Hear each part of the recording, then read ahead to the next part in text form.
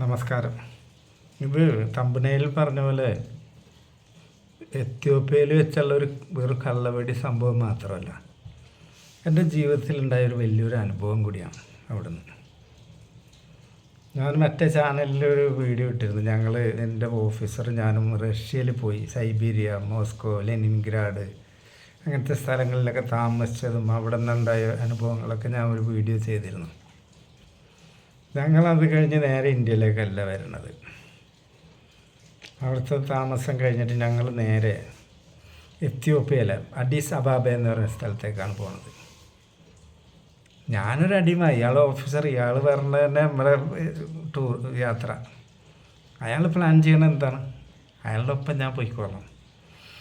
അങ്ങനെ അവിടെ പോയി അഡീസ് അബാബ എന്ന് പറയുന്ന സ്ഥലം എന്ന് പറഞ്ഞാൽ എത്യോപ്യ. അവിടെ ശരിക്ക് ഒരു ദരിദ്ര രാഷ്ട്രമാണെങ്കിലും എത്യോപ്യയിലെ സമ്പന്നരും ലോകത്തിൻ്റെ നാനാഭാഗത്തു നിന്നുള്ള ആൾക്കാരും ഉണ്ട്. ഇവിടെ മലയാളിയുമുണ്ട്. ഇപ്പം ഞങ്ങൾ അവിടെ ചെന്ന് കഴിഞ്ഞപ്പോൾ ഒഫീഷ്യലാണോ ഈ വിസിറ്റ് അൺഒഫീഷ്യലാണോ എന്ന് ഇദ്ദേഹം എന്നോട് പറഞ്ഞിട്ടില്ല.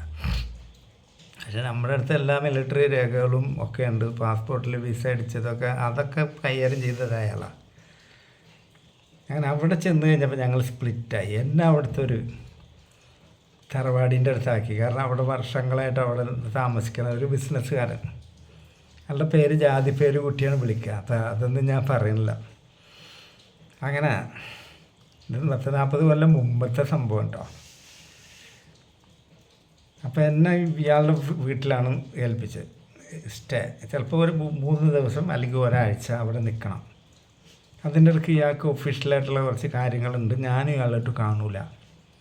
അങ്ങനെയൊക്കെയാണ് അറേഞ്ച്മെൻറ്റ്. അയാൾ വേറെ കാറിൽ അയാൾ പോയി എന്നെ ഇവിടെ ആക്കി. നമ്മൾക്ക് എവിടെയായാലും വീണയിടം വിഷ്ണു ലോകം എന്ന് പറഞ്ഞ പ്രായവും ചോരത്തിളപ്പും പിന്നെ കാണാത്ത കേൾക്കാത്ത സ്ഥലമൊക്കെ കാണുമല്ലേ. എനിക്ക് അങ്ങനത്തെ എക്സ്പീരിയൻസൊക്കെ ഭയങ്കര ഇഷ്ടം. അപ്പം ഞാൻ എന്നെ ഏൽപ്പിച്ച വീട് എന്ന് പറഞ്ഞാൽ അവർ സമ്പന്നരാണ്. അവിടെ നിന്ന് ബിസിനസ് ചെയ്ത് എന്ത് ബിസിനസ്സാണെന്നൊന്നും ഞാൻ പറയാനില്ല. പറഞ്ഞു കഴിയുമ്പോൾ ചിലപ്പോൾ ആളെ പിടികിട്ടി പോകും. ആളുടെ വീട്ടിലാണ് ഞാൻ സ്റ്റേ. ഇയാൾക്കൊരു 55 വയസ്സുണ്ട്, ഭാര്യയ്ക്ക് 40 വയസ്സും, സുന്ദരിയായിട്ടുള്ള ഭാര്യ. അപ്പോൾ ഇയാൾ എന്നോട് പറഞ്ഞ് നമുക്ക് വെള്ളം അടിക്കല്ലേ അടിക്കുക വെച്ച്. വെള്ളം അടിക്കാത്ത ആൾക്കാരാരൊക്കെ ചോദിച്ച്. ചില ആൾക്കാരോട് നമ്മൾ വേഗം ഇണങ്ങും, എന്തും തുറന്ന് പറയാനുള്ളൊരു കോൺഫിഡൻസൊക്കെ ഉണ്ടാവും. ചിലപ്പോൾ നമ്മളോട് മറ്റൊരാൾക്ക് തോന്നാം, നമുക്ക് വേറുള്ളവരോട് തോന്നാം, അങ്ങനത്തെ ഒരു ഫീല്. ഈ ആളും ഞാനും കൂടി ഒരു 11 മണിയായിട്ടുള്ളത്, ഉച്ചയായിട്ടില്ല, വെള്ളമടി തുടങ്ങി. അത് ഞാൻ കുറച്ചേ അടിക്കണമല്ലോ, കാരണം എനിക്ക് അങ്ങനെ ആക്രാന്തം കാട്ടി കുടിക്കുന്ന പരിപാടി ഒന്നുമില്ല. ഇയാൾ അമിതമായിട്ട് കുടിക്കണം. അപ്പം ഞാൻ എന്താ നിങ്ങൾ ഇങ്ങനെ കുടിക്കണേ? അങ്ങനെയല്ല, എനിക്ക് സാറിനോടൊരു കാര്യം പറയാനുണ്ട്. എന്നെ സാറേ എന്ന് വിളിക്കണം. എന്തായാലും ഏജ് കൂടുതലും ഒക്കെയുള്ള ഒരാൾ. ഞാൻ പറയാം എന്നെ സാറേ എന്നൊന്നും വിളിക്കണ്ട, പേര് വിളിച്ചാൽ മതി. അപ്പം ഇയാളുടെ പ്രശ്നം എന്താണ്, ഒരുപാട് സമ്പത്ത് ഞാൻ ഉണ്ടാക്കി ഒക്കെ ഉണ്ട്. എൻ്റെ കീഴിൽ ഒരുപാട് പണിക്കാരുണ്ട്, ഈ നാട്ടുകാരും ഉണ്ട്, മലയാളികളും ഉണ്ട്. പക്ഷേ ഞാൻ ലോക പരാജയമാണ്. എന്നിട്ട് ഇയാൾ കരയാനൊക്കെ പോവാം. അപ്പം എന്താണ് ഇയാളുടെ പ്രശ്നം എന്നാൽ, ഇയാളുടെ ബെഡ്റൂമിൽ ഇയാൾക്ക് പെർഫോം ചെയ്യാൻ കഴിയണ്ട, സാധനം പൊന്തല്ല. അപ്പം ഞാൻ പറയും നിങ്ങൾ കുടിച്ചിട്ടാവും, അതൊക്കെ കുറച്ച് നല്ല നല്ല ആരോഗ്യമുള്ള ഭക്ഷണം കഴിച്ചാൽ റെഡിയാവുമെന്ന് പറയും. ഇല്ല, അത് കുറേ ആയി. അവൾക്കാണെങ്കിൽ ഭയങ്കര ഇൻട്രസ്റ്റ് ഉള്ള ആളാണ്.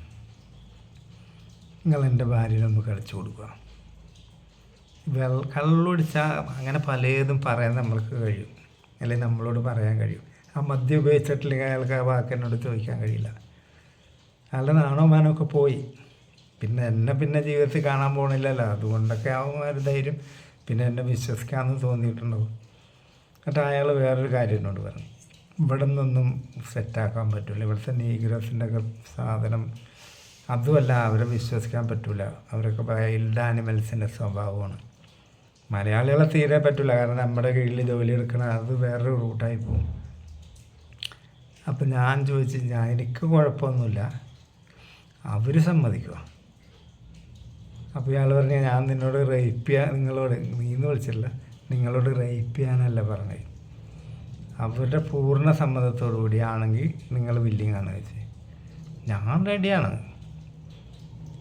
അതിനെന്താ ഇങ്ങനത്തെ ആവശ്യത്തിനൊക്കെ എന്ന് പറഞ്ഞാൽ ഞാൻ ഒരു മടിയും കൂടാതെ സമ്മതിക്കുന്ന ആളാണ്. കാരണം എനിക്ക് ഈ കാര്യങ്ങൾ അറിയും, ഓരോ വീടുകളിൽ നടക്കുന്നത്. ഇതിപ്പോൾ രഹസ്യമായിട്ട് നിങ്ങൾ എന്നോട് ഈ ഒരു ആവശ്യം പറഞ്ഞ് തീർച്ചയായിട്ടും ഞാൻ ഇവിടെ ഉള്ള ദിവസം വരെ ഞാനത് ചെയ്യും. അങ്ങനെ ഇയാൾ അവിടെ നിന്ന് എഴുന്നേറ്റ് എന്നെ വിളിച്ച് ഈ പെണ്ണിനോട് പറഞ്ഞ്, ഞാൻ പറഞ്ഞിട്ടുണ്ട് ആളോട് നിങ്ങൾ മുറിയിലേക്ക് പോയിക്കോ പറഞ്ഞ്.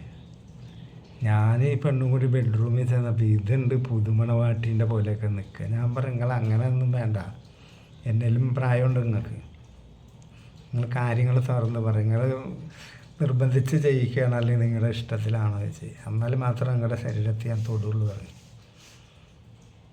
നിർബന്ധിച്ചല്ല പറഞ്ഞു. അയാൾ കെട്ടിയാണ്ട് പിടിച്ച് ഇത്ര നല്ല മുത്തിനെ കിട്ടിയ ആരാ വേണ്ടെന്ന് പറയാ വെച്ച് അതിനോട് പുകഴ്ത്തി നല്ല അവരെ ഡ്രസ്സൊക്കെ റിമൂവ് ചെയ്ത്. എനിക്ക് ഷഡ്ഡി മാത്രം ഇട്ട് കാണാൻ ഭയങ്കര ഇഷ്ടമാണ്. അപ്പോൾ എന്നൊരു 10-15 വയസ്സിൻ്റെ ആ ഒരു ഡിഫറൻസ് ഉണ്ടായിരിക്കും, മൂത്തതാണ് അവർ. ഞാൻ എല്ലാം വൃത്തിയായിട്ട് ചെയ്ത് കൊടുത്ത് ഒരാഴ്ച അവിടെ നിന്ന്. ഞാൻ ഇപ്പോൾ ഒരാഴ്ച കൃത്യമായപ്പോൾ ഇയാളുടെ വീട്ടിലേക്ക് ഫോൺ വന്ന് ഇപ്പോൾ കാറ് വരും, ആ കാറിൽ കയറിയ ഞങ്ങളുടെ സാബ് സ്റ്റേ ചെയ്യുന്ന ഹോട്ടലിലേക്ക് വരാൻ പറയും. അങ്ങനെ കാറ് വന്നു. ഞാൻ ആ കാറിൽ കയറി എല്ലാവരോടും യാത്ര പറഞ്ഞ് നല്ല വാക്കൊക്കെ പറഞ്ഞ് നേരെ ഹോട്ടലിൽ ചെന്നപ്പോൾ അവിടെയാണ് ത്രില്ല്. ഈ അഡീസ് അബാബ എന്ന് പറയുന്ന സ്ഥലം ഭയങ്കര കള്ളക്കടത്തിൻ്റെയൊക്കെ ഒരു ഹബ്ബാണ്. റഷ്യയിൽ നിന്ന് അവിടെ വന്നതിൻ്റെ ഉദ്ദേശം അപ്പോഴാണ് ഇയാൾ എന്നോട് വ്യക്തമാക്കണം. ഇവിടെ നിന്ന് 2 ഡയമണ്ട് ഇന്ത്യയിൽ എത്തിക്കണം.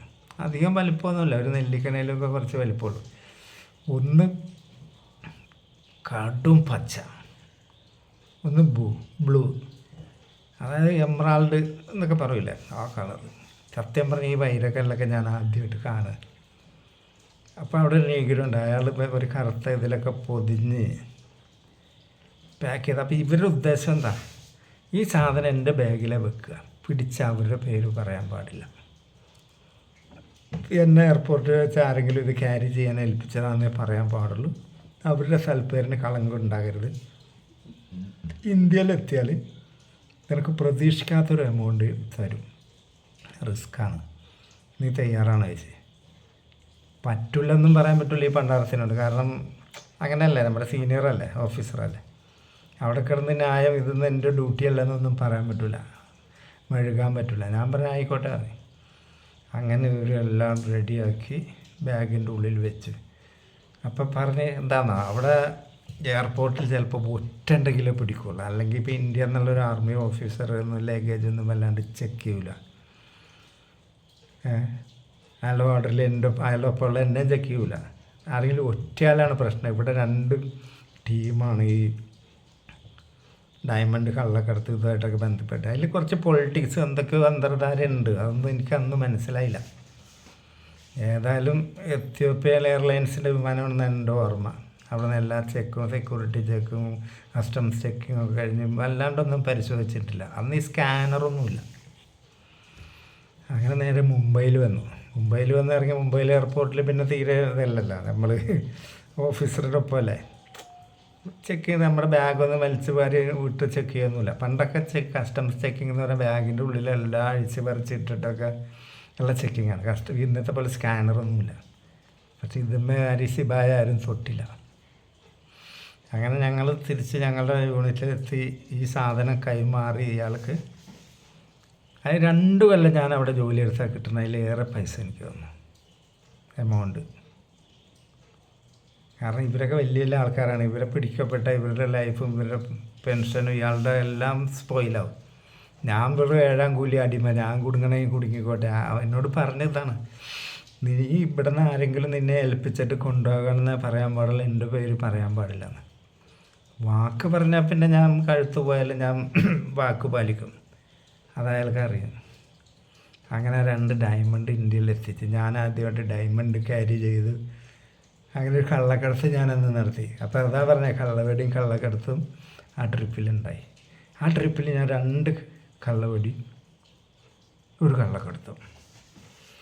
ഇനി ബാക്കി വീഡിയോ നാളെ ഇതേ നേരത്തെ. നമസ്കാരം.